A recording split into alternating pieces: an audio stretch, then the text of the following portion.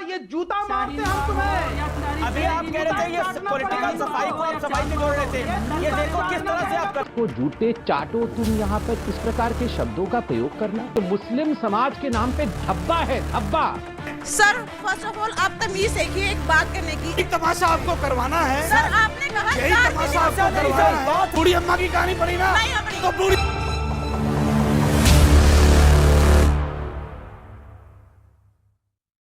बदतमीजी है ये। अरे तुम्हारी इतनी औकात थी शोएब जवाई ये बदतमीजी है। आ जाना था, ये जूता मारते हम तुम्हें। तुम्हारी औकात इतना ही है। ये देखो चालू हो गए आप शोएब जवाई। अभी आप कह रहे थे ये पॉलिटिकल सफाई को आप सफाई से जोड़ रहे थे, ये देखो किस तरह से आप कर रहे हैं।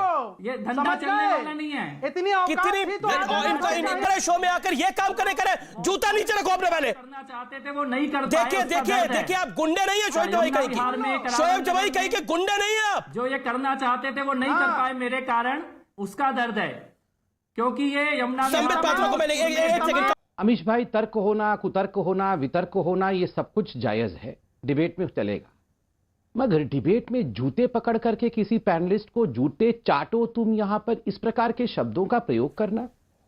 आखिर इतने बड़े बड़े चैनल में जैसे बच्चे देखते हैं, हमारे घर की माएं देखती हैं, हमारी बहनें देखती हैं, हम क्या संस्कार सिखाएंगे लोगों को? मुझे माफ करिएगा अमीश भाई, इस प्रकार के अनपढ़ जाहिल लोगों को अगर टीवी में बुला करके हम इनका महिमा मंडन करेंगे तो भविष्य इस देश का ठीक नहीं है। ऐसे लोगों को आप डिबेट पे मत इनवाइट करिए। ये मुस्लिम स्कॉलर है, ये मुस्लिम समाज के नाम पे धब्बा है, धब्बा। कौन सा मुस्लिम स्कॉलर जूते उठाकर बात करता है? कौन सा मुस्लिम स्कॉलर जूते उठाकर बात करता है? ये स्कॉलरशिप है, ये जूता उनका सर्टिफिकेट है, ये जूता उनकी स्कॉलरशिप का सर्टिफिकेट है। ऐसे स्कॉलर की आवश्यकता किसी नेशनल चैनल को नहीं होना चाहिए। अमीश जी, मैं आपसे सविनय निवेदन करता हूं कि इस प्रकार के छुटभैया नेता, इस प्रकार के अनपढ़ नेताओं को आप तत्क्षणात चैनल से बाहर करिए ताकि एक सबक इन लोगों को हो। आप कब तक सामानों को मुझे नहीं लगता ये भारत के मुसलमानों को मुझे नहीं लगता ये मानसिकता यहाँ पर किसी की रहेंगे आप। कोई अपनी माँ के लिए, बहन के लिए, अपने आस पड़ोस किसी औरत के लिए इस तरह का शब्द इस्तेमाल करेगा कि बुढ़िया को। सर फर्स्ट ऑफ ऑल आप तमीज सीखिए एक बात करने की। अगर आपकी मतलब आपको जरूरत है, क्योंकि आप किसी के बारे में ऐसे बोल नहीं सकते। आज बुढ़िया लफ्ज का क्या बुरा कहा? क्यों आज उनकी वजह से आज बुढ़िया नहीं कहती हो क्या? सर पहले सुनना सीखिए, सवाल सुनिए। आज उनकी वजह से कितनी औरतें हैं जिनको हक मिला है कि वो लड़ सकती है। अगर आज वो ना होती ना, शायद जो औरतें खड़ी हो रही हैं आप लोगों के अगेंस्ट, वो खड़ी ना हो पाती, तो हमारे लिए वो औरत की मिसाल है। हम उसके बारे में कुछ नहीं सुनेंगे, कभी भी नहीं सुनेंगे। शाहबानो किस बात की मिसाल है? आज 70 साल बाद, शाहबानो किस बात की मिसाल है?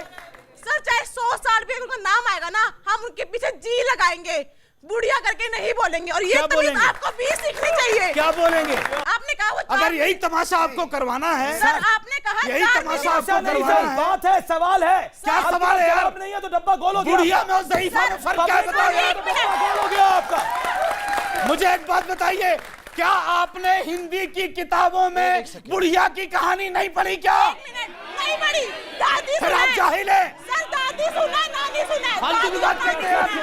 लक्ष्मीबाई अंग्रेजों को खदेड़ने वाली एक मर्दानी थी और ये शाहबानों को अपने लिए इस्तेमाल करते हैं। आपने बुढ़िया बोला, आपने बुढ़िया बोला, आपने ऑडियंस को जाहिल बोला। करता हूं लक्ष्मीबाई की ऑडियंस को। ये किसी भी चीज में इज्जत देना नहीं सीख रहे हैं। महिला को देखिए, ये पैट्रियार्कियल सोसाइटी, ये जो कह रहे हैं कि उस बुढ़िया को तो मेरे कितने साल हो गए, अरे वो बुढ़िया नहीं है भैया, वो एज से नहीं और मरते ना, एक जज्बा मरता नहीं है।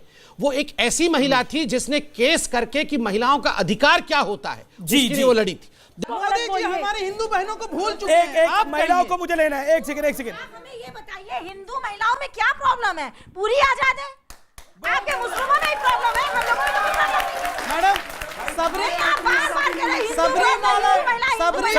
हिंदू महिलाएं हमारी आजाद है, बता रहा हूं, चाहे जहाँ जाए कोई प्रॉब्लम नहीं है। बता रहा हूँ जी बता रहा हूँ।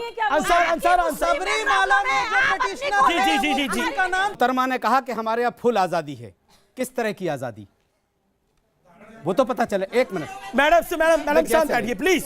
ऐसे नहीं, उनको बोलने दीजिए। देखिए डिबेट को डिबेट के तरीके, आप लोग भक्ति मत कीजिए, डिबेट कीजिए।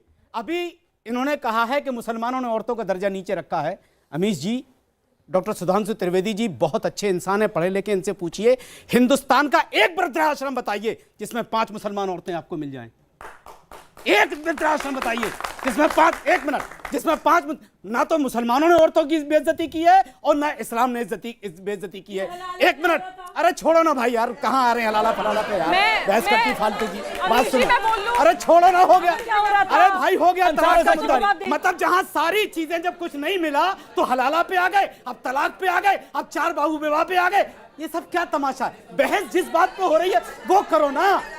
अब आप लोग ऐसा कीजिए कि सब लोग जाइए, सुधांशु जी के साथ जाइए और हिंदुस्तान से मुसलमानों को बाहर निकाल दीजिए। ये गलत कह रहे हैं, ये मत बोलिए आप। उस पे बहस क्यों नहीं कर रहे? एक बात सुनिए, आप उस पे बहस क्यों नहीं कर रहे? सुनिए, आप उस पे बहस क्यों नहीं कर रहे? अंसार भाई अब बात तो बहस सुनिए। हलाला पे, अरे इनको बहस 3 तलाक पे, बहस मस्जिद पे, तो भैया निकाल दो। एक सेकंड, क्या तमाशा है ये? अमीश जी, अंसार भाई प्लीज मुझे बोल देने दीजिए। अब भगवान श्री राम के बारे में क्योंकि यहाँ पर बात हुई तो मैं बता दूं कि भगवान श्री राम ने प्रमाण किस प्रकार दिया। हम सब जानते हैं कि शबरी एक दलित महिला, उनके हाथों से उनका झूठा बेर उन्होंने खाया था और खाने से पहले उन्होंने ये नहीं पूछा था कि कहीं वो अपने मासिक धर्म से तो नहीं गुजर रही। ये था प्रमाण हिंदुओं का। अब आ जाते हैं मुसलमानों पर। यहाँ पर इस्लाम गलत नहीं है, गलत कुरान नहीं है, गलत है तो इन जैसे मौलाना जिन्होंने तमाम इस्लाम को और मुसलमानों को बदनाम कर रखा है।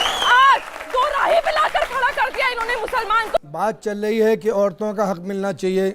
इस्लाम के अलावा औरतों को किसी ने हक नहीं दिया, नंबर 1 बात। हज में देखते हैं मदीना में 35 लाख, मेरी बात सुन, 35 लाख आदमी की 40 लाख होता है हज के दौरान, उसमें कम से कम 20% महिलाओं, जिसे मस्जिद जाना है उनके लिए मस्जिद का इंतजाम है। सुबुई 40 second, stick to time limit please. देखिए, मैं ये मान रही हूँ इस बात को कि इस्लाम महिलाओं के मस्जिदों में जाने में या प्रेयर स्पेस में जाने में इस्लाम में एज पर कुरान कोई मनाही नहीं है। डिनाई नहीं कर सकते कि मुस्लिम पुरुषों ने एक ऐसी पितृसत्तात्मक व्यवस्था कर रखी है कि हर चीज इस्लाम के नाम पे महिलाओं को ही दबाया जाता है। मस्जिद जाके तो दिखाएं महिलाएं। ये लोग, यही अंसार रजा साहब सबसे आगे जाके खड़े होकर उसकी खिलाफत करना स्टार्ट कर देंगे।